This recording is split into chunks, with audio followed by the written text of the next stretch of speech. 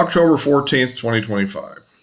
Well, a lot of things have been going on, of course, in many fronts, but I want to get back into something I haven't talked about a little bit for a while, is the whole situation with the Russia-Ukraine war and the latest developments that seem to be creating a little bit of a discussion point in various circles, including with President Trump.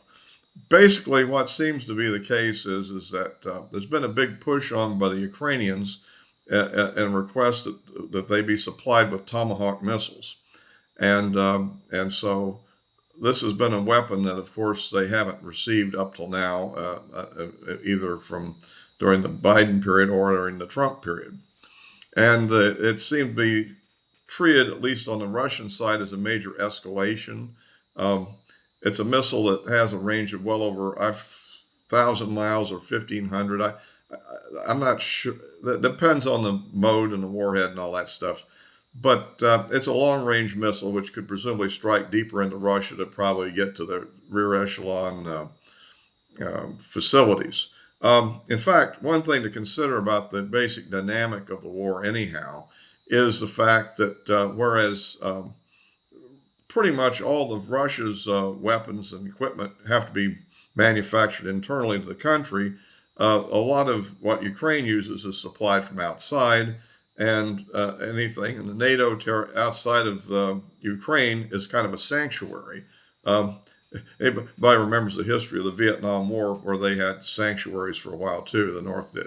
So it's a similar situation in reverse now, and of course the idea is that these tomahawks will change the game, and we'll have to see whether that they do. I'd like to discuss a few things about it, though. One thing that's being thrown out, I guess, by Russia, and it's some people that are sympathetic. It's not sympathetic to Russia exactly, but certainly are against supplying tomahawks, is the fact that historically it's been a nuclear-capable missile. However, to the best of my knowledge, the U.S. inventory doesn't currently have nuclear-armed tomahawks in it. It does have another missile that's very analogous and very related called the Air-Launched Cruise Missile, the ALCOM, and that is nuclear-armed as part of the weapons package for the Global Strike Command, it's called now. It's the bomber forces, the B-2s and the B-52s that are nuclear-armed. I believe open sources suggest that we have somewhere in the range of nearly 500 of those in the inventory still. They used to have a lot more, but many of them were converted to conventional warheads and used in the various wars we fought over the past decades. And so I think that basically now the ones that are left, I believe, are all the nuclear ones. And that's not even in the discussion. So the other thing is that ground-launched Tomahawk historically was also nuclear, and that was an Air Force maintained system as part of what's called the INF forces, Intermediate Nuclear Forces, and led to a treaty with one of Reagan's big first breakthroughs in his negotiation with Gorbachev back in the mid '87, I think it was, and essentially that those were land-based systems, but those were all destroyed as part of the INF disarmament treaty, along with a lot of missiles that the other side had, including the SS-20, which was the primary thing. But there were several others, I think, that also fell into that category of disarmament. Okay, so that's kind of the history of that. So as we go into this, we really don't have an inventory of ground-launched Tomahawks. They basically are a naval missile, and they're largely fired either from submarines or from the cruisers and destroyers in the fleet through the vertical launch tubes, particularly on the surface ships, and there's 4 of the Ohio class submarines were converted to being conventional and armed with large quantities of Tomahawk cruise missiles. I think the other attack subs, many of them also can carry them. So obviously, Ukraine doesn't have any similar systems as a launch platform. So that kind of rules that aspect of it out. So there is a nuance, however, which is that in 2019, the U.S. pulled out of the INF treaty although they made some claims about Russian violations, the main reason for pulling out was because we needed conventional armed missiles to counter the Chinese missiles in the Pacific theater. And so they've developed a system for the Army, which is called Typhoon, which can launch either Tomahawks or the standard SM-6 missile, which is basically an anti-aircraft missile, but it can also be used in air-to-surface modes as well. So at any rate, so that is the status of that. And so I don't think there's any likelihood we're going to provide Typhoon to them, because I think we only have two systems that have been deployed to the Pacific, and we're planning on deploying one into Europe as part of NATO under U.S. military operation that will be, I guess, deployed in Germany, I believe it is, sometime next year, supposedly.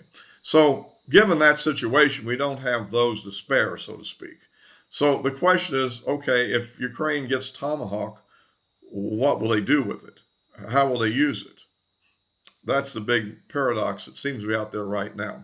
But if you like these videos, please give me a like, subscribe, click the bell for notifications, or you can also follow me on Rumble as well, where I post there. Yeah, so this is the paradox that's out there at the moment. Obviously, one possibility, I guess, given the ingenuity of the Ukrainians, I suppose something could be jury-rigged as a launcher. And if they had the missiles, they could then launch them. Although all the other missiles we provided, pretty much Patriots, HIMARS, ATACMS, have all been launched from the standard launchers that the U.S. military uses. So it's hard to know exactly how they would be used. It's not, and then the other aspect of it is you need to program these things, and they usually operate with some kind of Terracom guidance systems and so forth. And the targeting is usually done with U.S. classified systems. Scott Ritter has gone into some detail in one of his videos about this. So it does seem to be very unlikely in a way that this would be the thing we would provide. And add to the fact that of course, obviously the targeting would have to be done by the United States. So whatever was hit would be considered by the Russians as the United States attack on that target, I think, to a great extent. Although what they would do about it is another question. They said they're going to be very upset about it, and so we'll see. On the other hand, I'd point out that we're apparently are going to sell whatever weapons we sell to European countries out of a fund they've raised, and then the Europeans will make a decision what to do with them, i.e., I guess, to provide them to Ukraine. The question is, does the European countries want to be implicated in these attacks? I mean, up to now, I always look at it in the following way, is if the actions we're taking are not doing great damage, then there's a very large incentive for the Russians to maintain escalation control. Because obviously they could do a lot more damage to Ukraine than they've already done. I mean, it's not like they're doing everything they possibly could do. Even at the conventional level, there are other target sets that could be hit that haven't been so far. Now, in addition to that, of course, we'd look at the possibility of, right now, there's been a lot of drones, that have been launched by Ukraine, again, probably with our guidance systems, I suspect, but have been damaging oil refineries and munitions depots and so forth in Russia. And the thing I'm asking is, would a Tomahawk missile really be more effective than a swarm of Ukrainian drones? For a simple reason that Russia in the Soviet days had developed surface-to-air missile systems designed exactly against the Alcom particularly, and the Tomahawk as well, which are very much the same kind of thing in terms of what you'd have to do to intercept it. And these missiles are not particularly stealth missiles, although they're relatively small in size, so their signature is lower than an aircraft, let's say, like an F-15 or an F-16. But they're, they're not particularly stealth weapons either. So presumably Russian air defenses would be reasonably effective against Tomahawk, whereas against the swarms of drones, the problem there is you're shooting down relatively cheap drones with relatively expensive interceptor missiles, and also just the simple quantities of those would overwhelm defensive systems. So one has to, look at that as a question: would it be that big of a game changer? Maybe it is, and maybe it isn't. And also the question is, what quantity would we provide? Open sources suggest we have about 4,000 in inventory, although the real number is a secret. We don't know what it is. But we kind of have an idea of how many are bought each year. Just look at the congressional statements and so forth. So that's kind of the situation on that. And we'll see if this is going to be another round of escalation and what it might lead to. But one thought is the Tomahawks could be used to, say, target the Kremlin, for example. But if Ukraine were to blow up the Kremlin, probably they won't actually get Putin personally. And if they do, maybe you have Medvedev as your new leader, and that wouldn't exactly be reassuring to anybody, I don't think. And obviously there's a lot of targets of government buildings and facilities in Kyiv that have not been directly targeted. And so supposedly those would be a counterstrike that the Russians would launch. The other thing one would have to ask is, at some level, they might escalate in other ways. For instance, at one time they had a collision with I guess it was a Reaper drone and brought it down. But they could shoot down all the drones that we're using for reconnaissance to help the Ukrainians out. And those are unmanned, so no U.S. personnel would die. But then what happens? If we're already sending in Tomahawks, actually Tomahawks might be a response to them shooting down these drones.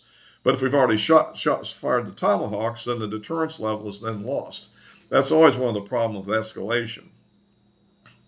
Because when you reach a certain level, the deterrence is lost because you're already at that level of combat.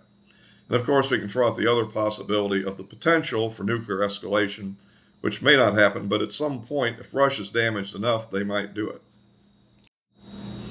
So at any rate, President Trump has been kind of going this way and that on it, kind of non-committal. He might do it or he might not do it.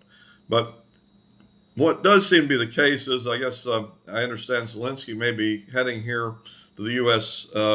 By Friday, and he'll probably be pressing his case more. So we'll see what comes of all this and what it leads to next. As I've said before, I think that Putin has made a mistake in not following up with the Alaska meeting by trying to enter into negotiations with the Ukrainians. Not so much because it will end the war or make everybody happy, but simply by going through the process, it tends to have people in a wait-and-see mode to see how the negotiations turn out, rather than taking action now because they're getting upset with a certain individual. And that would be my thought on the subject. But apparently, the Russians think differently for some reason. But because I don't think, here's the problem: Russia has so many demands, or the advantage that they can make all sorts of concessions from their negotiating position. And as far as I can tell, Ukraine only has two things: one, immediate ceasefire, and two, total recovery of all territory up to the 1991 borders. And they don't seem to have any other position on anything. So obviously, by entering a negotiation in which you're not going to go for an immediate ceasefire, which seems to be even Trump has agreed on that for the moment, and if they'd have continued the negotiations, they could continue to make a variety of concessions from their very, let's say, onerous position, and still say that the other side hasn't made any, and probably get Trump turned around against Zelensky again. But apparently they failed to do this, and so now the Europeans and the hawks domestically have got Trump turned around to get more aggressive. So all right, we'll see what that leads to, but I'm concerned fundamentally of the possibility of escalation ultimately to a nuclear conflict, because you still have a nuclear armed country with all kind of weapons going in attacking facilities throughout the country. And I don't know at what point that leads to something devastating, but it doesn't seem to be the kind of thing that moves back the hands on that atomic clock that they've often talked about. Anyway, I'll get away from that for now, but it's something I thought I should discuss. On the domestic front, well, first of all, the foreign front also is, it looks like we've had a big success so far in the negotiations in the Middle East. The Israelis have pulled back to the agreed upon line, and now the Hamas has released the living prisoners.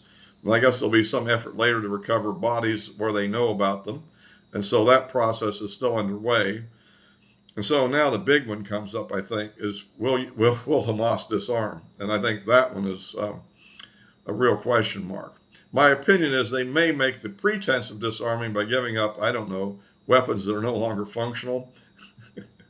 The ones that need to go to the gun shop, so to speak, for repair, or things that are, kind of old and antiquated, or just a certain quantity anyhow to show face while hiding the best stuff in a tunnel somewhere out of sight, and then appear to be disarmed, but really they have the ability to go back to being armed whenever they want to. But maybe I'm being cynical. We'll see how that plays out. But that's coming up. And then of course the real issue then of having a governing entity and trying to get them out of power. I have a feeling they're not going to easily want to give up power.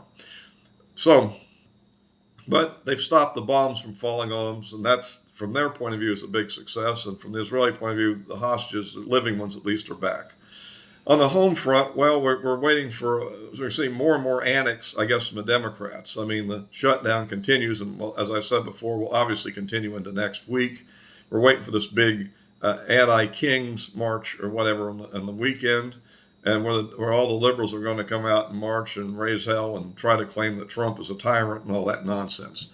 So we'll have to go through that first and then see what happens after that.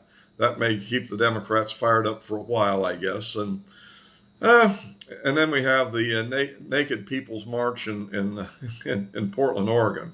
How crazy can these idiots get? Meanwhile, judges in Chicago are making ridiculous rulings that they have to remove some fence which was keeping the protesters away from the ICE facility. So what do they want? A clash in the street? I mean, this judge has got to be crazy. I suppose that will be appealed, but we'll wait and see what happens next on that. So that's it for now. I'll be posting this as always on YouTube and Rumble, and the description of my or addresses of my social media accounts are in the description below. And you can follow my my postings most frequently on X, but I post otherwise on some of the other ones from time to time as well as of course these videos. All for now.